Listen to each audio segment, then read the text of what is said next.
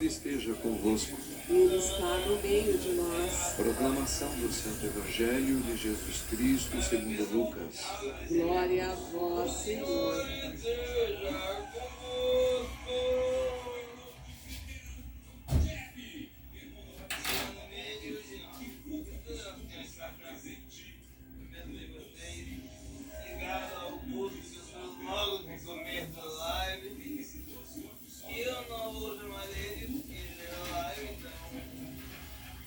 Naquele tempo disse Jesus a seus discípulos: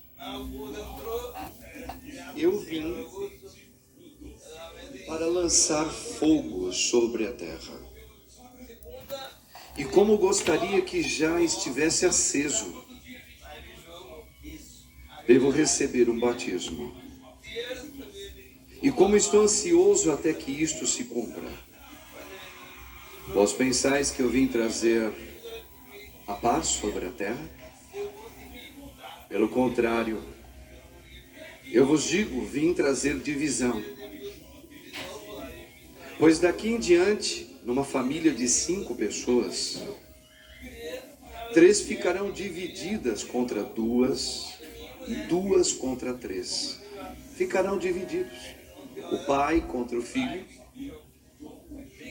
contra o pai, a mãe contra a filha e a filha contra a mãe, a sogra contra a nora e a nora contra a sogra.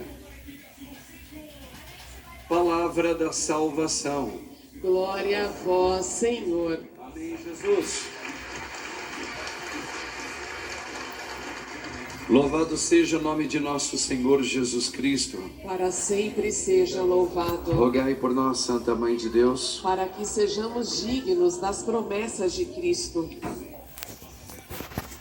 Irmãos, o que vos parece? No Dia dos Pais, hoje, que toda a igreja celebra, o Dia do Papai, o Senhor fala hoje de uma família dividida. Pai contra filho, filho contra pai, mãe contra filha, filha contra mãe, nora contra sogra, sogra contra nora. Meu Deus do céu, isso parece que dá um embaraço na cabeça da gente, né?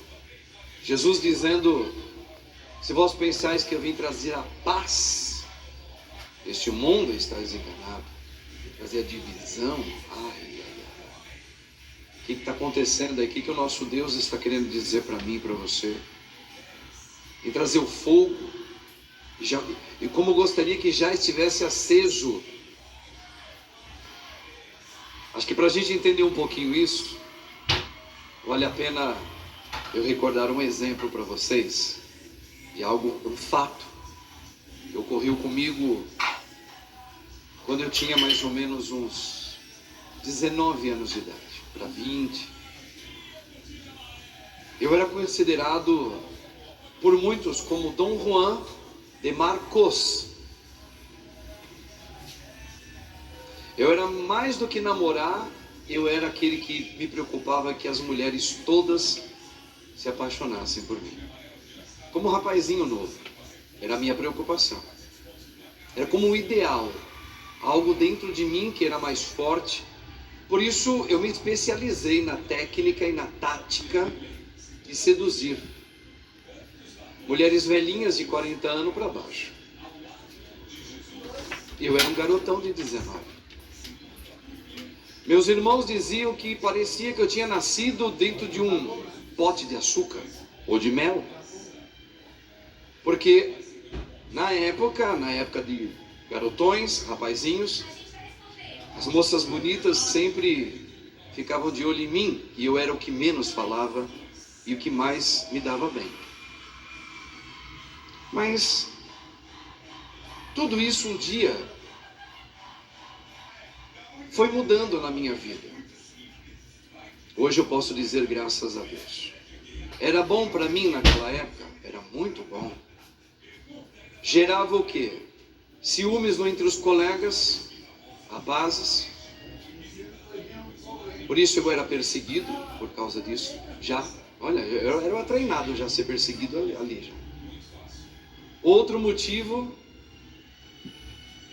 eu era perseguido também por alguns homens casados, porque algumas mulheres casadas ficavam de olho em mim. Era uma coisa que eu não estou mentindo.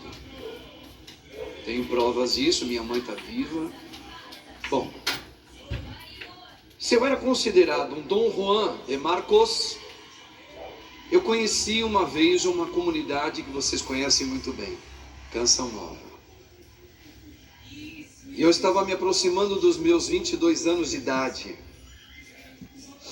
Vocês sabem o que aconteceu lá? Rezaram por mim.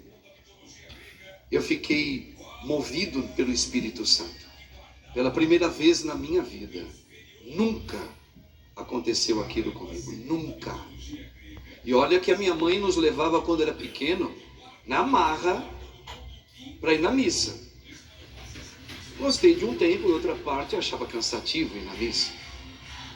Mas quando eu fui por volta dos 21 para 22 anos nesse lugar, lá, na Canção Nova, Cachoeira Paulista, com aquilo que eu vi, com aquilo que eu ouvi, com aquilo que eu testemunhei, eu fui pego por uma oração de duas mulheres muito bonitas, que oraram por mim e eu chorei muito, e ali o Espírito de Cristo entrou dentro de mim, e foi revelado ali, foi feita uma profecia.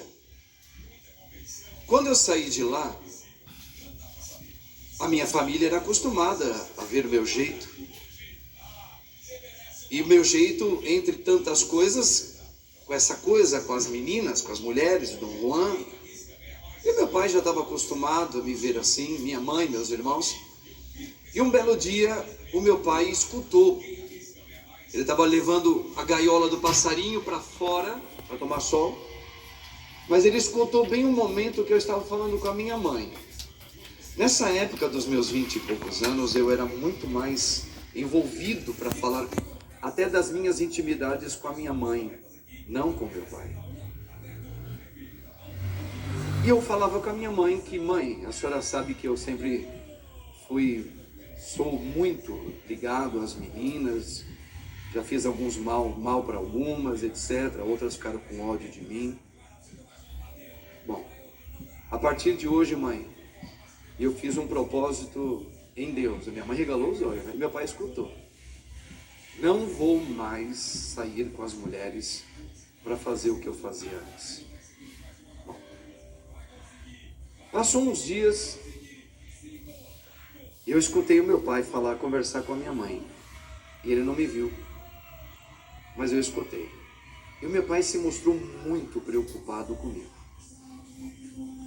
O que está acontecendo com o Marcos? Que conversa é essa de não sair mais com as meninas? E o meu pai não entendeu. E ele continuou perguntando para minha mãe, talvez, ninguém sabe. De repente ele ficou preocupado se eu estava duvidoso da minha afetividade. E sabe como que são os pais antigos, né? Preocupado de um filho naquela época ser afeminado ou não. E isso começou a trazer assim uma certa preocupação. Até o dia que a gente conversou. Eu tentei explicar para o meu pai o que estava acontecendo comigo. Ele coçou a cabeça, olhou para o lado, para o outro. Não sei se ele entendeu, mas eu acho que ele não aceitou muito. Eu percebi que o meu pai me olhava um pouco diferente. Bom, começou a acontecer algo que Cristo está dizendo. Eu já tinha algumas dificuldades com meu pai. Por isso eu não falava tudo para ele. Eu falava mais com a minha mãe.